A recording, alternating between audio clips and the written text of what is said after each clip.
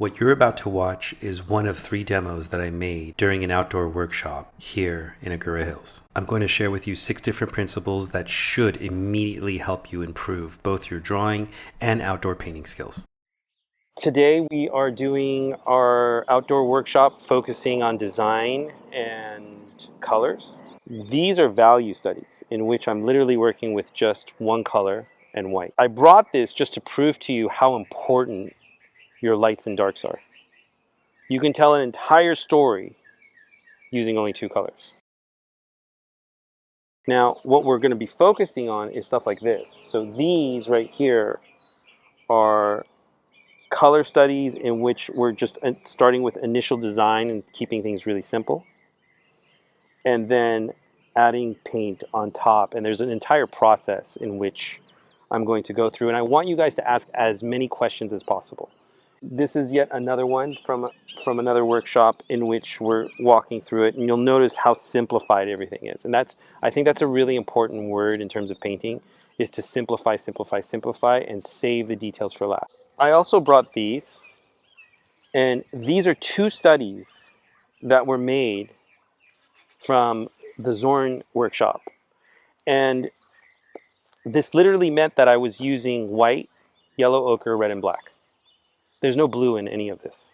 Nor is there any green, technically, because it's black and yellow. So look at how convincing it feels, even with a palette that limited. You see how hot everything is here? That makes it read like this is a cold, almost blue color, even though it's just black and white. And the same thing here, this so-called green reads green because my branches are extra hot with a lot of red. And so it's the comparative. And that's how I want you guys to think about color, is it's more about the relationship between the colors than it is about getting, oh, I got to get that exact color that I see outside. What you really want to concern yourself with is whether the relationship is working. So if a color looks muddy, it's usually because you have too cold a color and too warm an area, or vice versa. So we're going to discuss all of that. And I'm going to walk you through a couple of sketches before we actually start working on that. It's totally up to you how you decide to orient your canvas. Today, just to make it challenging for myself, I'm going to turn it this way. You want to think about your painting in 3 basic parts when you're outdoors. So the first thing you want to think about is your background, then your midground, and then your foreground. The sky and the mountains for me are background. So that's the first thing that I want to think about. I don't even concern myself with the trees and all that. I just need to figure out where that's going to land. So I start off with as simple a line as squinting my eyes. I'll take my fingers out and kind of create the basic shape that I have in terms of my parameters.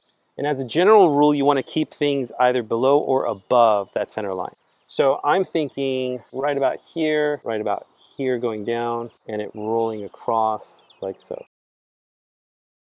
And now I have these pluming clouds that are really pretty, and I want to really design it. So these clouds are moving quickly. I could literally see them move as the wind is pushing them along. Let's get the viewer to kind of sweep their eye through this space. So I think of my clouds like a road. So I want to get these clouds to kind of move along through here. So now I have that kind of swooping motion. There's this beautiful dark tree that lands right about here, and it takes up this much space, and it's nice and dark. So in terms of a midground, I'm not seeing much.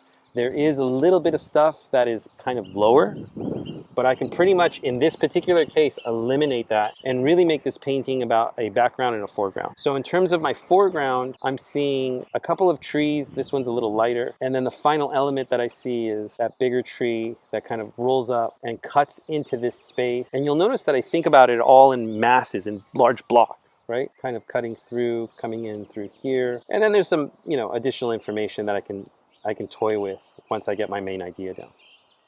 That's it. The danger of being an artist is that we are detail-oriented.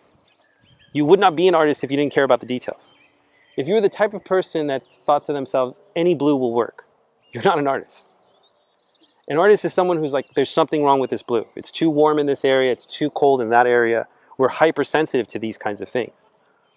But the other side of that sword is that because we are so focused on details, we usually we're putting the horse before the cart, or the cart before the horse. Really, you want to focus on big shapes then medium, then small, and then detail. That's the best way to approach it. And if your big shape design doesn't work, don't move forward. Get that to work. No amount of detail is going to fix a bad design.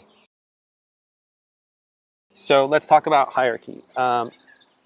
This is really important. And those of you who take class with me know that I know exactly what I'm about to draw. When I talk about shapes, I'm literally looking for squares, circles, and triangles. So if you look at my hand, there's a square.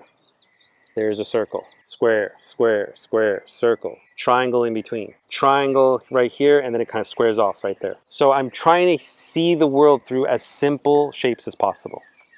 It's just too much to manage otherwise. The next thing that I worry about is values, how light and dark things are. And of course, for obvious reasons that we discussed earlier. Then edges. So edges, which is just as important in drawing as it is in painting. You've basically got four kinds. You've got a sharp edge. You've got a firm edge, which is a little softer than that sharp. You've got a soft edge where it's almost hard to tell exactly where the line is. It's somewhere within a range. And then the most underused one of all, which I think is probably the prettiest, is the lost edge. So let's say you have a ball and there's a shadow, and the cast shadow and form shadow pretty much are the same value. Well, that means that this and this will be the same. So you lose that edge. And then the same thing here, like maybe I lose this edge because on this side, the background is the same value as the ball. They could be different colors, but same value. Despite losing two major edges, you still know what it is. An implied shape is a shape. That's why this works, because I don't have to connect from A to B. You just kind of know that this is flowing. Now, clouds are soft and firm. They're never sharp. If you make them sharp, you're hyper focusing your viewer towards something that may not necessarily be the main subject. In a case where your painting has very little information and there's a foreground here, and the rest of it is clouds, you might add one or two sharp edges, because that's the main subject. So now you have a nice variant of sharp, firm, and soft edges, and maybe even some lost. But for the most part, you want to keep these relatively soft, then firm, and then it's only here that you start to get sharp. That's a great way to control the eye and give you depth. Another way of getting depth is through value. You keep your colors light back here and dark here. So the darker it is, the more it comes forward, the lighter it is, the more it moves back, especially in lighting like that. The best way I can explain perspective to you is you take out a card and you hold it in front of you with one eye closed. And wherever that card becomes a flat line, that's your horizon. So in this case, it's right here for me. So going along with that concept, if it really is right there for me, then all I need to do is create two lines going this way from corner to corner, and then I can think of it as if it's all sitting on a grid, and I can add additional lines just like a dial. And the same thing happens with the sky, right? Everything is kind of merging into, so that means that clouds that are this big up here in this space would appear this big back there. And a tree that is this big over here would appear about that size there. I'm just drawing shapes. I'm just focusing on my design. A simple way, an easy way to get perspective is to simply look at a tree and say, okay, well, if it's that big, so I have one eye closed and I'm looking through the top of my pencil or brush and the bottom of my finger. And okay, well, that's the tree that's way up close to me. Way over there, wow, that tree way in the back is this big. So you want to make it the same comparative sizing, regardless of the size of your canvas. If it's this big here, or let's say this big, then it would be about that big way off in the distance.